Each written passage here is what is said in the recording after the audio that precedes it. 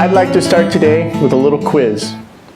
If you're presenting in front of a client panel of 6 individuals, how many distinct entities will have input into your selection?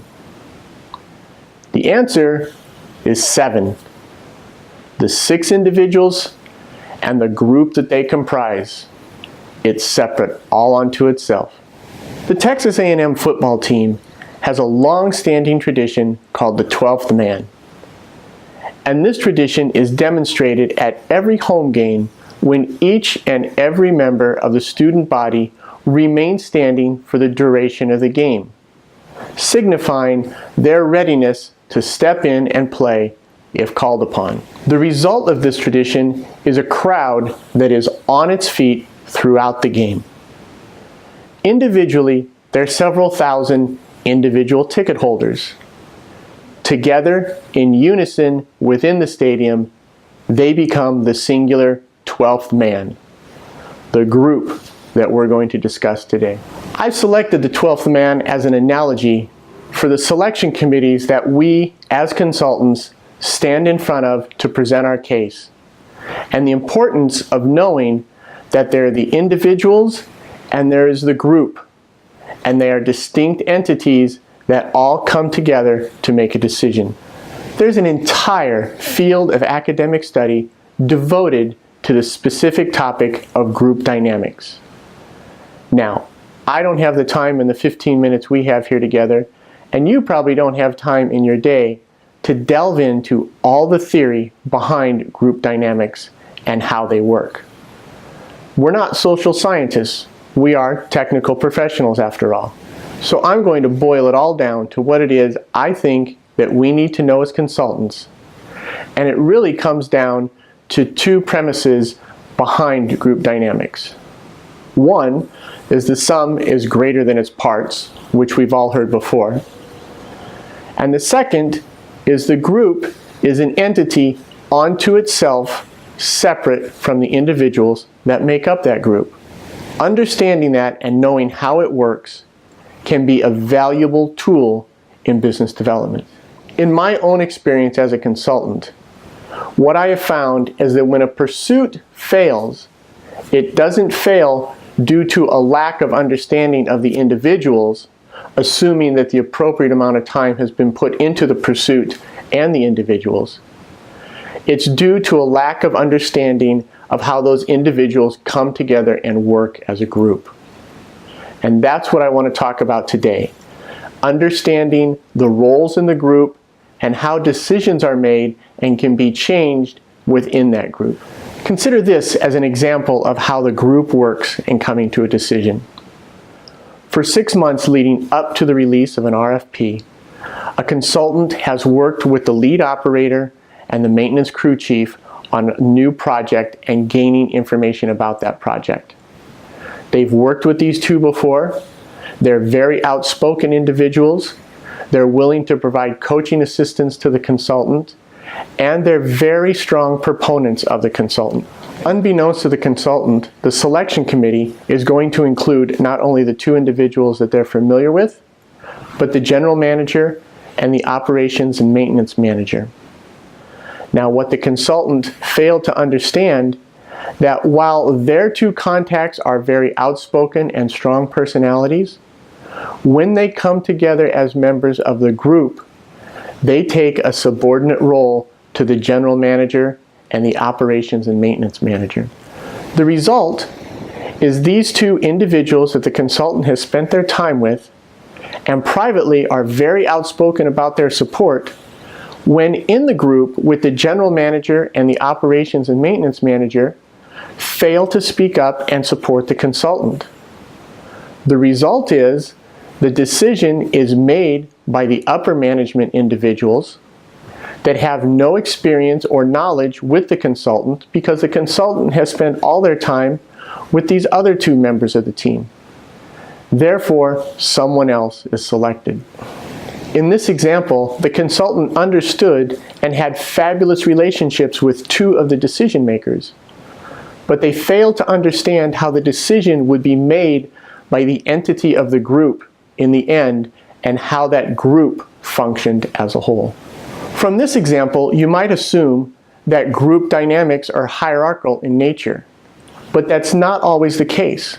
I'd like to show you a couple models here that demonstrate that point. Here's the first model, and this is actually a hierarchical model. This first example really is a hierarchical structure. These individuals may come together, but the decision lies with the director, and then the information and the decision is pushed down the chain of command.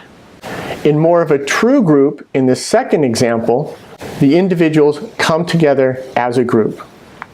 And it is more hierarchical in structure, although everyone has input into the group. But this isn't always the way it happens. Depending on the project, depending on the personalities, when the individuals come together as a group, in this example, the staff and team leaders have more influence over the decision and within the group than the director or the manager does, as indicated by the size of their font and title. How a group functions is dependent on the personalities within that group and how those personalities meld together. And that melding process has been codified as to how it happens. The formation of groups has been described as an identifiable process of 4 steps. The first step is forming. This is when the group initially comes together, everyone's happy to be there, it smiles all around, everyone is in a wonderful cooperative spirit. The second phase is called storming. This is when the jockeying for position and authority occurs. And it always happens within a group because somewhere, somehow, the authority and the leadership has to arise from within the group. The next stage is norming. This is when the jockeying for position has calmed down, the group has stabilized, and begins to come together working in a cooperative fashion. The last phase of group formation is called performing, and this is when the group is working together, looking out for one another, encouraging one another, and their energies are channeled towards their common objective. Client groups may be long-standing, they may be short-lived and only come together for this one decision and selection of a consultant. What we need to understand is that when the time comes for a decision to be made, your concern isn't where they are or why they're there. Your objective is to identify where they are, understand what that means, and find a way to position your team most effectively within their process for your ultimate selection. In the BD and pursuit context, there are key issues that need to be kept in mind. Assuming a group is late in their development, jumping into the fray when the RFP is issued, you're coming late to the process, as we've discussed over and over. Therefore, influence that you may develop with one individual may not be spread to the rest of the group. Because groups go through a formation process, beginning early provides the opportunity to have your influence with an individual or individuals become more integrated in the group as it forms. Some groups are healthy and some groups are dysfunctional. Knowingly or unknowingly, aligning with one element of a dysfunctional group can result in your failure. Being told by a member of the group that the group works well together may not be representative of how the group really works. Remember, the group becomes its own entity. It's not a reflection of a single member. If you can identify the roles played by each member of the group, you are more likely to be able to sort out the power structure of the group. If you can identify the structure of the group, you can tailor your interactions and presentations to the real decision makers.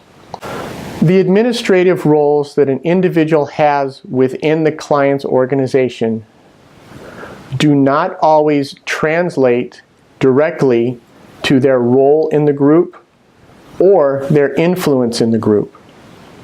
That's why it's important to observe the group and how the group functions to determine where the influence of that group really lies. Members of a group may or may not have formal roles, but because of the way group dynamics work and groups come together, each member will have an informal role, and that informal role may or may not correspond with their formal role.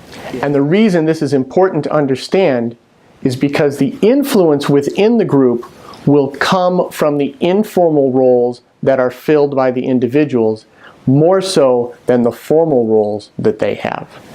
Your objective, whenever you have the opportunity, is to observe the group as a whole, or as much of a whole as you can, to observe what informal roles each member has taken on and where the influence in that group really lies. Identifying these informal roles is important to you because it helps you to develop your strategy and where you want to spend your time so that you are focusing on the influencers as much as possible. Now, if you look into the research, there's many different titles for informal roles out there that you can look at and list upon list of what those titles are. I've gone through several and I've tried to compile here for you some of the main ones that I think are critical for us in business development. The first is the leader within the group. This is the person, obviously, that takes the lead, comes to the head of the group to begin to move the group through their activities. Behind the leader, there can also be an informal leader. This may be the person that is not technically in charge of the group, but the person that the other members of the group look to for guidance. Then there's the devil's advocate. This is the person that's always flipping things over and trying to look at the opposite side of things. The listener follower. This is the person that takes part in the group, doesn't really participate, listens a lot, and will go along with the decisions of the group. Then there's the brainstormer. This is the person who is generating ideas when ideas need to be generated and continues to generate ideas when ideas no longer need to be generated. Then there is the helper. This is the person that is always helping the other members of the group and to move things along. The clarifier. This is the person that always needs to go into more and more detail to provide more and more clarity. Much like the brainstormer, there's a point when that is good, and there's a point that you pass when you no longer need, want, or appreciate the activities of the clarifier. There's the mediator in the group. This is the person who's always trying to get all parties together and on the same page. The joker. This is the individual who will bring humor and levity into the group, which can be appreciated, and at other times they will bring humor in at inappropriate times. Then there's the sniper. This is the person who sits in the back of the room, allows ideas to develop, and once they get to a point, shoots them down. And then there's the decision maker. This is the person that wants to wrap up all the activities as soon as possible and come to a decision and get things done and completed. These are some examples of the informal roles that can occur within a group. Now, not all of them are present in every group, and there may be one individual that fills more than one role. But these are the informal roles that you should keep a lookout for. What we need to remember during pursuits as consultants is it's not always about the client. To paraphrase an old saying, when you point your finger at someone else's group, there's 4 fingers pointing back at your group. When you move forward on a pursuit, it's just as important to the success of that pursuit that you have your own group dynamics in order and working properly as it is to observe the client's group dynamics and understanding them. So why should we be interested in whether or not our internal groups going into a pursuit are functioning with healthy group dynamics? Well, consider these points that are critical to any win. A group that's functioning well together will have members that trust one another. Those members will then motivate one another. They will also hold each other accountable, and they will function to move together towards a collective agreement. In fact, there's even research that shows that a well-functioning group dynamic leads to a group that is more creative. Hopefully, you've been part of a productive, healthy group. And a healthy group is easy to spot. Those dynamics are just easy and they flow naturally. A team or a group that doesn't function well together is also easy to spot. What can be a little trickier is determining why that group is dysfunctional. And here's some things to keep an eye out for. Weak leadership can be a cause of a dysfunctional group dynamic. Excessive deference to authority can lead to a poor group dynamic if one person is really taking over the group. Blocking of the group's function can cause poor group dynamics as well. And these can be caused by individuals we will define as the aggressor. This may be someone who just wants the group to fail and is pushing and pushing and pushing against the group's activities. The negator. This is someone who will find the negative and the reason why a solution will not work regardless of what that solution is. The withdrawer. This is the member of the group that simply withdraws from the group and refuses to participate. Then there's the recognition seeker. This is the person that makes the group activities all about them, wants themselves up front for their own personal recognition rather than the common success of the group. And then there's the joker. This is again someone who is instilling some sort of humor into the process at inappropriate times and just causes a lack of focus within the group. The next is groupthink. This happens when people place a desire for consensus above their desire to reach the right decision, and it prevents people from fully exploring opportunities and other solutions. They simply want to come to a conclusion. Then there's the free riders. These are the individuals that are just going along with the group. They're not participating, they're not distracting, they're just there going along. And then there's finally evaluation apprehension. Evaluation apprehension happens when you have one or more members in the group that feel that they are being judged excessively harshly by the other group members. And as a result, they hold back their opinions. And this limits the number of opportunities or ideas that are presented. Those are some of the reasons why group dynamics fail. And I've attached at the end of this video a short document that explains some ways to overcome these and create a positive group dynamic to keep your groups moving forward. The next time you head down the road of a pursuit, make sure that you consider the client's group dynamics as well as your group dynamics. And on the client side of things, understand how that group works, who's on that group, and how they mesh as a group. Look past their official titles and look towards their informal roles within that group and determine where the influence really lies. Within your own firm, look for teams that are not only technically strong, but also strong in terms of personality and group dynamics when they work together. Because a dysfunctional group dynamic will stifle the efforts of the standouts in your firm.